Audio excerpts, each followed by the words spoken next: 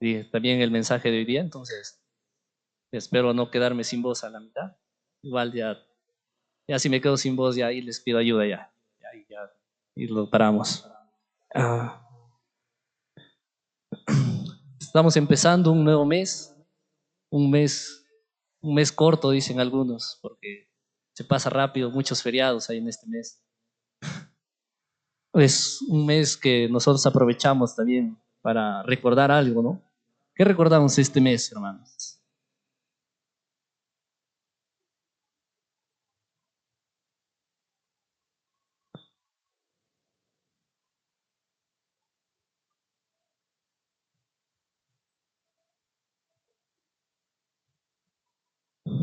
Como me decían en el trabajo, ya huele a gratificación, dice. Yo decía, sí, pensando en la plata nomás.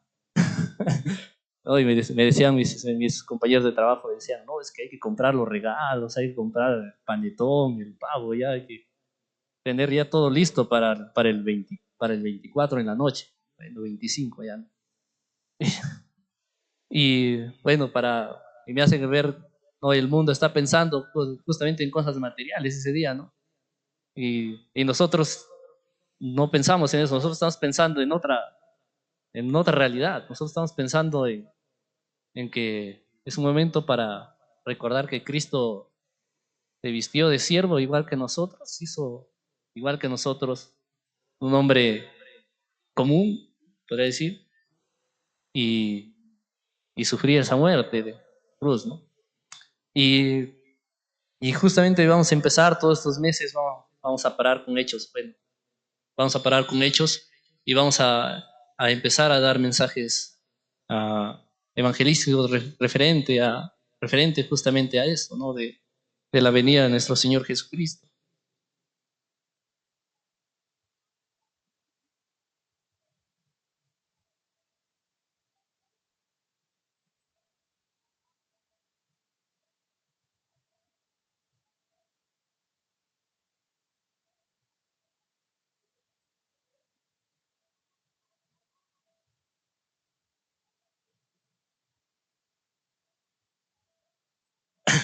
Ya, el primer mensaje que vamos a ver el día de hoy justamente es Cristo nos trae esperanza, ¿no? La palabra de esperanza es una palabra que, si no lo crean, lo usamos muy seguido nosotros como seres humanos, pero es más un deseo que una realidad. ¿Cuántos de nosotros no hemos dicho, no? Espero que, espero que mi situación económica mejore. Cuando estás enfermo, espero que mi salud mejore. Cosas así, ¿no? Eh, pero, y si se dan cuenta, esto es más un deseo que una realidad. Bueno, eso es para el mundo y creo que a veces nosotros también caemos en eso, pero eh, hoy lo que vamos a aprender es justamente eso, que hay una esperanza verdadera, una esperanza real, que no se basa en un deseo o en las cosas materiales de este mundo, ¿no? Hay muchos que basan sus esperanzas, ¿no? Por ejemplo, he visto mucho, ¿no? Cuando paso ahí por las casas de apuestas, ahí están con su pique esperando, ¿eh? Ojalá gane mi equipo, le meto la esperanza a mi equipo de fútbol ahí. A ver, tal vez gane y me gane mi platita y ya no salgo de la pobreza. Algunos me meten su esperanza a la tinga, ¿no? Hay algunos que todavía sí compran su boletito de la tinga, dicen, ya algún día va a sacar la tinga. Un día ya llega su muerte y nunca sacaron la tinga, más bien regalaron la plata a la tinga. No, la verdad, la humanidad pone sus esperanzas en cualquier cosa, ¿no? En cosas que pueden pasar o no pueden pasar, o en cosas intangibles, ¿no? Bueno, no intangibles, pero que no van a durar mucho. Por ejemplo, el dinero no dura mucho, ¿no? Ya, por más de- no puedes poner tu esperanza en el dinero porque el dinero viene y va. Mm, Pero es lo que vamos a aprender hoy día, que la esperanza viene, nosotros tenemos una esperanza real, una esperanza que no falla, una esperanza. ¿Y en qué se basa ¿En qué se basa esa esperanza? Justamente ahí, ¿verdad? ¿O no? Justo se basa en esto, ¿no? Cristo nos trae esperanza. Y nos vamos a ubicar en el libro de Juan y por ahí después al final vamos a saltar a Colosenses 7. En el capítulo Juan, versos del 1 al 14. Conforme yo voy a ir avanzando, voy a ir leyendo para no demorar mucho.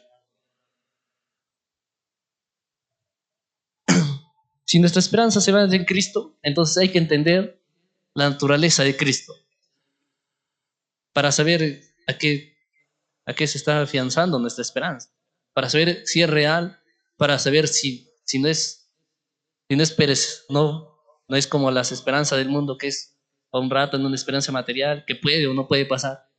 Entonces hay que entender justamente eso.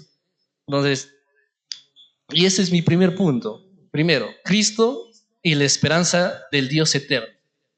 Juan 1, el 1 y 2. ¿Qué dice? En el principio era el verbo, y el verbo era con Dios, y el verbo era Dios. Este era en el principio con Dios.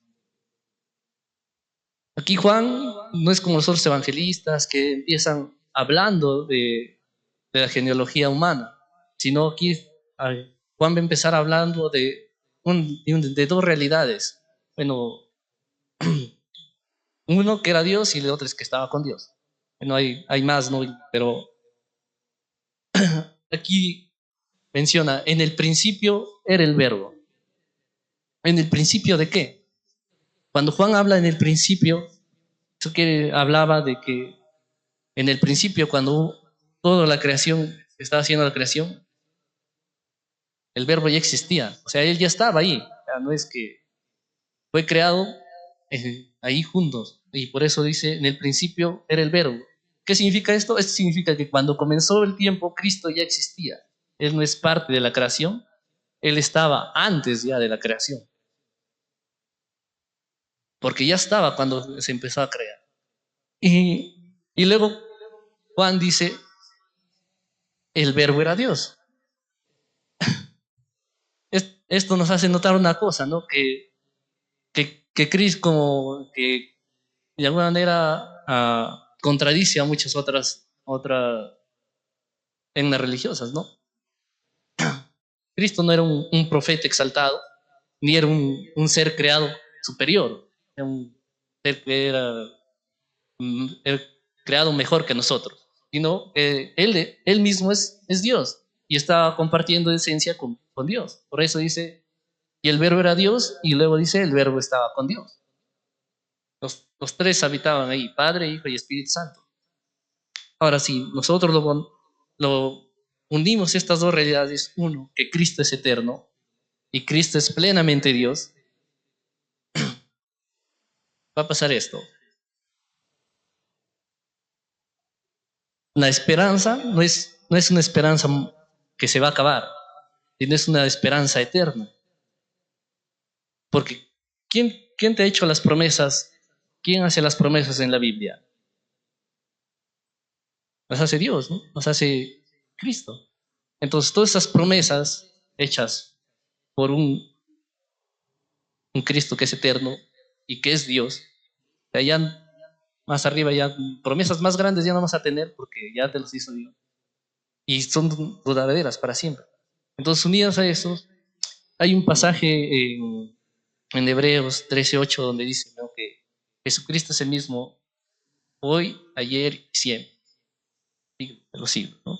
Entonces, las mismas promesas que Cristo ha hecho al momento de la creación, al inicio, con los padres, esas promesas siguen vigentes, ¿no? O sea, claro, promesas hechas a los creyentes, ¿no? Hay promesas también que, no, por ejemplo, hay que entender eso, bueno, de los pactos, pero las promesas, por ejemplo, de que todo el que cree en Él va a ser salvo, eso sí, es una promesa eterna, ¿no?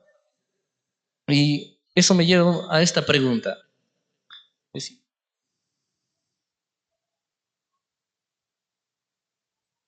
¿en dónde estás poniendo tus esperanzas? ¿En un Dios inmutable o en un mundo cambiante?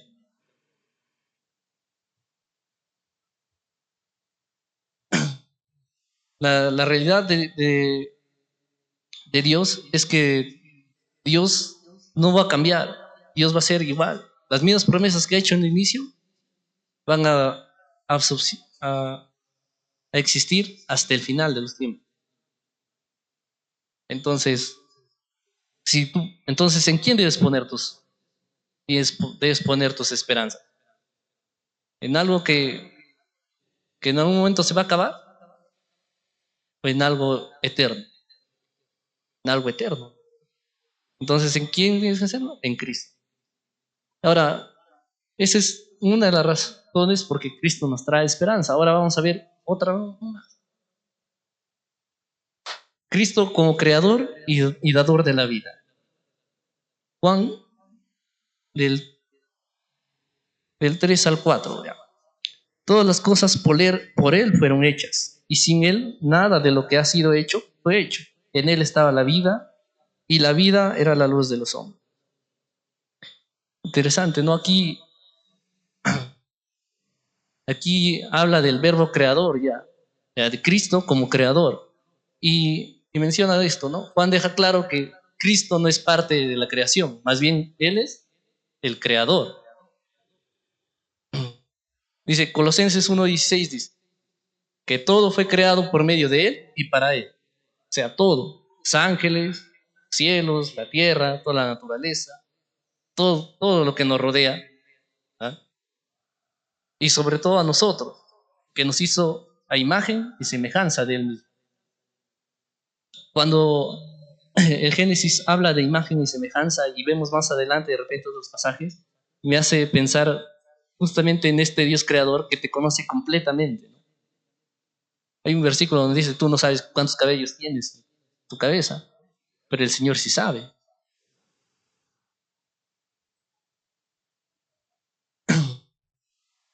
Y luego dice, Cristo es la fuente de la vida, en Él estaba la vida, dice. Cristo no solo se encargó de crearnos a cada uno de nosotros, sino que nos dio vida y nos sigue dando vida a pesar de nuestra desobediencia. Es interesante esto porque me ponía a pensar, ustedes han visto la gente, los inventores, ¿no? ¿Cómo hacen? ¿No? Ellos paran inventando cosas, paran creando cosas, pero ¿qué es lo que se conoce? ¿Lo que sirve o lo que no sirve? Lo que conocemos solamente son cosas creadas que sí sirven. Entonces, si se dan cuenta, Cristo no fue así. Cristo nos creó a nosotros. ¿Y qué dice la Biblia? Que nosotros éramos inútiles. Antes de conocer a Cristo somos inútiles. Entonces, si Dios fuera un creador como los creadores que hay en este mundo, hubiera podido desecharnos y no darnos vida. Y no, más bien Él creó y nos dio vida. Y nos sigue dando, ¿no? A pesar de toda esta experiencia. Y me hace pensar en esta realidad porque eh, ¿cómo no tener esperanza en este Dios si te conoce tan bien, te conoce completamente, conoce todo, y no solamente físicamente, sino conoce tus debilidades, conoce tus fortalezas, conoce todo, te conoce completamente. Y aún así, Él te sigue dando vida y sigue dando muchas cosas dentro de este mundo, ¿no? Dice, ahora, la pregunta es, ¿estás poniendo tus esperanzas en tu Creador que te conoce a la perfección y te hizo a su imagen semejante o en cosas creadas por hombres? Mm. Hoy en día hay un montón de cosas que a veces nos hacen alejarnos de Dios, ¿no? Bueno, los vicios, pero me hace pensar mucho más en las ideologías que hay hoy en día, ¿no? Ideologías creadas por hombres, que lo que hacen es alejarte de la esperanza de Cristo. Entonces, eh, y quisiera, bueno, vamos a llegar más adelante, pero quisiera que meditemos en esto, ¿no? Que evaluemos nuestra vida espiritual diaria, ¿no? ¿A qué le estoy dando más enfoque, qué le estoy dando y más importancia en mi vida diaria. De repente le estoy dando más importancia a mi trabajo, a mis estudios, porque unos dicen, no, mis estudios son los que me van a servir para más adelante. Sin estudios no voy a hacer nada. O dicen, mi trabajo, sin trabajo no voy a poder, no voy a comer. Y con eso no digo que dejen de trabajar o dejen de estudiar, pero ¿en qué está más tu enfoque? Eh, ¿Cuál es tu principal enfoque? ¿Este Dios creador que te conoce totalmente te da vida? ¿O, o las cosas creadas por este mundo? Las cosas que te ofrece este mundo.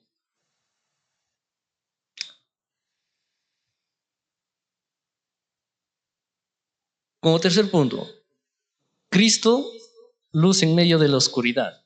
Este pasaje es bien bonito porque de alguna manera nos va a hacer ver de que no hay necesidad ya de tener temor.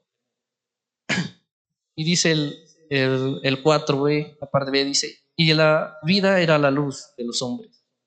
La luz en las tinieblas resplandece y las tinieblas no prevalecieron contra ella. Interesante cuando menciona que esta vida, este Cristo, que era la vida, también es la luz, que vino y se enfrentó a las tinieblas y las tinieblas no pudieron ganar. Ahora, ¿qué son las tinieblas? En la Biblia las tinieblas representan el pecado, la ignorancia espiritual, la confusión, la mentira. Esos son términos que se relacionan con las tinieblas. Ahora, Cristo venció estas tinieblas y ahora nos sacó de esta oscuridad y nos mostró el verdadero camino. Nos sacó de la ignorancia. Juan 8:12 dice, ahí habla de que Jesús mismo dice, yo soy la luz del mundo. Y ya no, ya en vida, ¿no? Y esto es interesante, ¿no?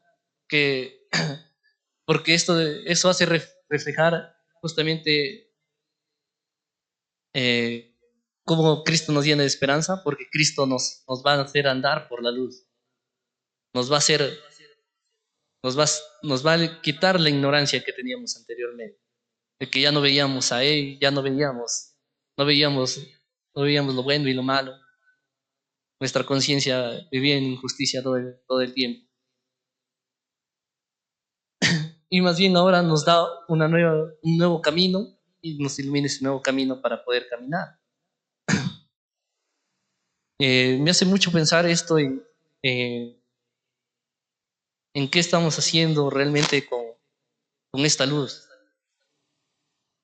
Porque si nos estamos dejando guiar por la luz del mundo o, o seguimos viviendo en oscuridad.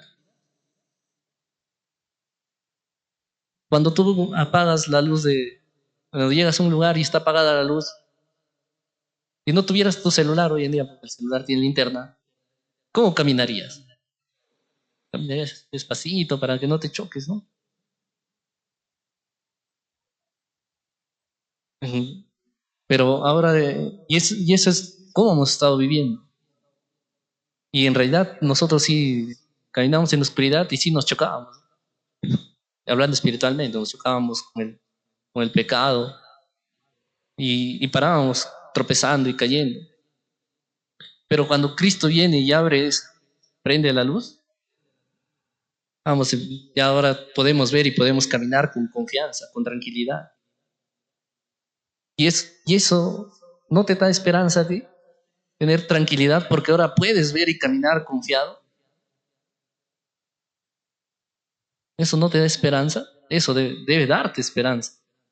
Por eso, pregunta es, ¿estás dejándote guiar por la luz del mundo que no se apaga o sigues viviendo en incertidumbre? De repente sigues viviendo en incertidumbre, ¿no? Todavía tienes dudas en algunas cosas. Y es así, yo te animo a, a leer tu Biblia o a buscar de repente un hermano que sea, que tú le tengas confianza, que veas que es más maduro en la fe. Porque un ciego no va a guiar a otro ciego. Entonces no, tiene que ser una persona que realmente tenga conocimiento bíblico o que pueda guiarte a poder andar en tu vida. Otro punto,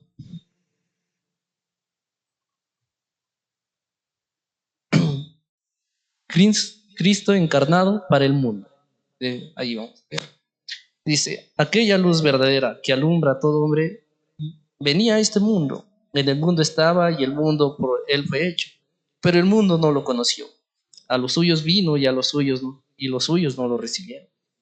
Mas a todos los que le recibieron, a todos los que creen en su nombre, les dio la potestad de ser hijos de Dios, los cuales no son engendrados de sangre, ni de voluntad de carne, ni de voluntad de varón, sino de Dios. Que dice, el verbo se hizo carne y habitó entre nosotros, lleno de gracia y de verdad. Ahora, ese Dios eterno vino a habitar entre nosotros. Ahora, al inicio les decía, no, Cristo es creador y te conoce todo, te conoce perfectamente. Pero tú dices, bueno, me conoce perfectamente, pero no sabe lo que yo estoy viviendo. ¿Y aquí qué dice? Que se encarnó y habitó entre nosotros. Entonces, él, ahora sí, no puedes decir que no te conoce completamente porque él conoce las tentaciones de este mundo, porque él habitó entre nosotros. Pero aquí lo más asombroso no es solo eso, sino es esto. El verbo se hizo carne y habitó entre nosotros. Iniciamos diciendo el verbo era Dios. Si ese Dios que lo tenía todo decidió hacerse hombre, decidió hacerse carne, ¿solo para qué? Para darte salvación, para llenarte de gracia y de la verdad. ¿Eso no les trae esperanza a ustedes? Saber de que el Dios que lo tiene todo, sí es igual que ustedes, a sufrir lo mismo, a sufrir lo que ustedes han pasado, para darles gracia y salvación. Eso no les llena de esperanza, no nos llena de esperanza acaso. El sacrificio de nuestro Dios que lo tenía todo, no tenía por qué descender del cielo. Filipenses 2, 6, 8 habla justamente mucho más detallado de esto. Porque aquí Juan ya menciona, ¿no? Él llegó y ¿qué pasó? Los hombres ni caso le hicieron. Pero Filipenses 6, 8 habla de su humillación. Y lo voy a leer porque es uno de mis versículos favoritos, porque habla realmente de lo que pasó nuestro Señor Jesucristo. Dice, el cual siendo en forma de Dios, no estimó el ser igual a Dios como cosa a que aferrarse, sino que se despojó a sí mismo, tomando forma de siervo, hecho semejante a los hombres. Y estando en la condición de hombre, se humilló a sí mismo, haciéndose obediente hasta muerte, muerte de cruz.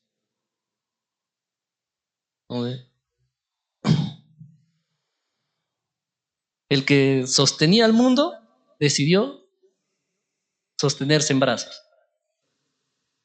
Dios sostenía a todo el mundo así, pero él decidió dejarse sostener en brazos, dejarse como un bebito, ¿no?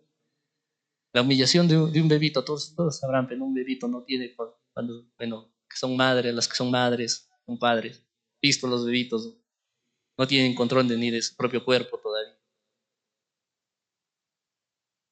Se babean, sucian, hacen, hacen en su pañal. Entonces, entonces, Cristo quiso pasar esa humillación, ni siquiera vino como Adán. Adán ya fue un hombre maduro. Hubiera podido venir, saltarse toda esa niñez y venir como Adán, ya maduro, y venir y hacer su ministerio y morir. No, él decidió nacer como un pequeño bebé, sufrir todo lo que vio. Porque yo creo que, supongo que Jesús también se haya enfermado de la gripe. No sé si en este tiempo había habido gripe, pero igual también ha tenido que enfermarse como bebé, ¿no? A sufrir todo eso. ¿Para qué? Para darnos gracia.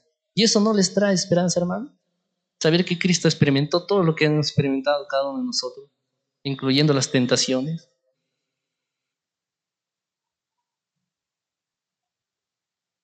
Si Dios fue capaz de encarnarse por amor, también es capaz de intervenir hoy en tu vida. ¿Quieres que Cristo cambie tu vida? ¿Quieres vencer el pecado y la tentación que te quita la esperanza? ¿Quieres hacerlo? Y aún no conoces de Cristo, igual realmente les animo a acercarse a algún hermano que puedan tener la confianza y, y poder hablarle, ¿no? Que quieren tener esta esperanza. Y por último, vamos a ubicarnos en Colosenses 1:27.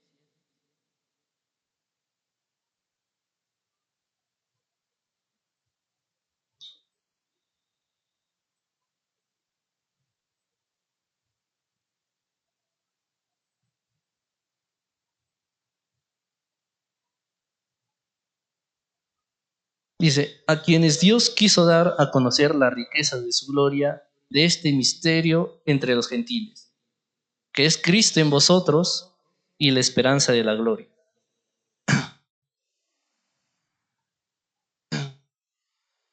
Miren cómo termina este versículo. Está hablando de la esperanza de la gloria, pero dice que es Cristo en vosotros. Empieza al final diciendo que es Cristo en vosotros y la esperanza de su gloria. Y hace ver dos cosas aquí. Uno, que Cristo va a estar en la gloria y Cristo está ahora con nosotros. Entonces, Cristo está con nosotros, pero Cristo no estaba en el cielo, no se fue de la ascensión. Ah, pero la verdad es que Cristo sí está con nosotros, pero no directamente. Entonces, ahí eh, hay un versículo en Efesios que habla de las arras del Espíritu Santo. Ahí está puesto ahí, lo voy a leer.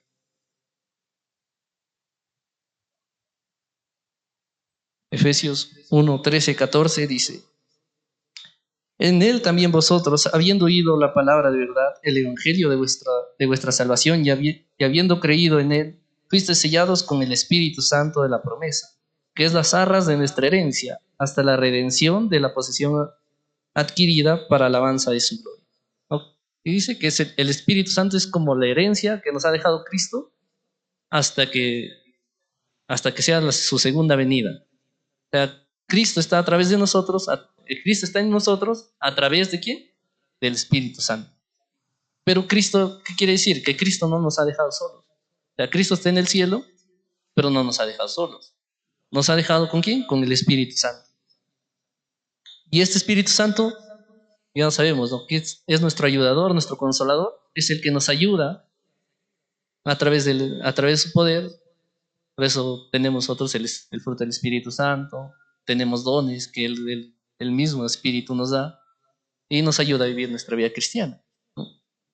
Entonces, Cristo habita en nosotros a través del Espíritu Santo. Y lo otro, Cristo nos asegura la gloria futura. Ahí Pablo no habla, ¿no? de la esperanza y la gloria futura. Aquí lo menciona al final, en Colosenses 1:27, ¿no? Entonces, y Pablo mismo, en otro texto, que es Romanos 8:18, habla de que esta gloria no supera al sufrimiento presente. Dice que supera, perdón, el sufrimiento presente. O sea, que esta gloria futura no tiene comparación con lo que estamos viviendo acá. Y Pedro habla que esta herencia es incorruptible y está reservada ¿para quién? Para nosotros. ¿Y eso dónde va a ser? Eso, claro, va a ser cuando venga la segunda venida del Señor. O sea, la esperanza que Cristo nos da, no solamente nos da una esperanza aquí nada más en la tierra, sino nos da una esperanza en el cielo también. Ahora la pregunta es si realmente creemos en eso. Si realmente crees que cuando te mueras, arriba todavía vas a disfrutar de la gloria. Tengo un compañero en el trabajo que siempre antes de iniciar dice, tómense unos minutos para agradecer según sea su costumbre, ¿no? Hay algunos que son católicos, otros son evangélicos, sí, pero él no agradece, ¿no? Y una vez le preguntaron y él dijo, ¿de aquí se acaba todo? Dijo, ¿tú no crees en Dios? No, yo soy ateo. Entonces, para él, no, acá yo cuando me muera, ¿no? Y me hace ver la triste esperanza de una persona de este mundo, ¿no? De que saber que aquí se acaba todo y que todo, por eso, todo lo que tiene lo invierte en este mundo, su tiempo, su dinero, vida, en este mundo. Y cuando llegue el último momento, él no lo sabe, bueno, sí lo sabe, pero no quiere aceptar esa realidad, pero al final va a ir al infierno, ¿no? Pero nosotros no, nosotros tenemos una esperanza en el cielo. Todos tenemos esa esperanza en el cielo que es segura, que no solamente Cristo lo dijo, sino que Pablo en Romanos lo menciona y nos dice que es superior a esto.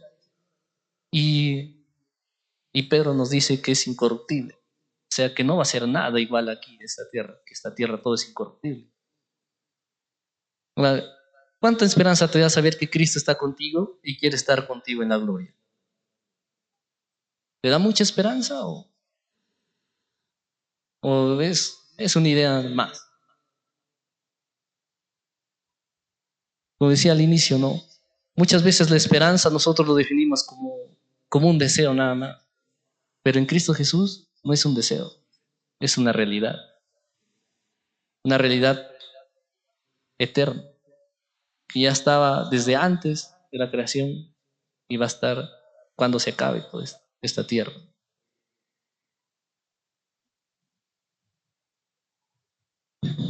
Como conclusión, Cristo es nuestra esperanza segura en medio de este mundo confuso.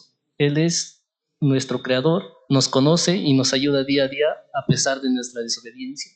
Se encarnó para estar con nosotros y darnos vida eterna a través de la gracia. Coloca tu esperanza en Él, no en las cosas terrenales, ya que la falla. Él nunca te va a fallar. Hagamos esto. Vamos a hablar. Amado Dios, quisiera agradecer, Señor, porque esta realidad, Señor, de que tú eres nuestra esperanza, Señor, no es un deseo, no es un anhelo, es una realidad, Señor. Sabemos que esto no va a acabar, Señor, no va a haber quien nos quite esta esperanza, Señor, porque es segura, Señor, en la obra que tú has hecho. Gracias, mi Dios, Señor, por darnos, Señor, vida, y gracias por llenarnos de esta esperanza con tu sacrificio. Dejamos, Señor, que usted pueda ayudarnos, Señor, a poder fortalecer, Señor, nuestra vida en base a esta esperanza y poder ser realmente gozosos, Señor, de ella. Muéstranos y guíanos, Señor, en tu bendito y santo nombre. Amén.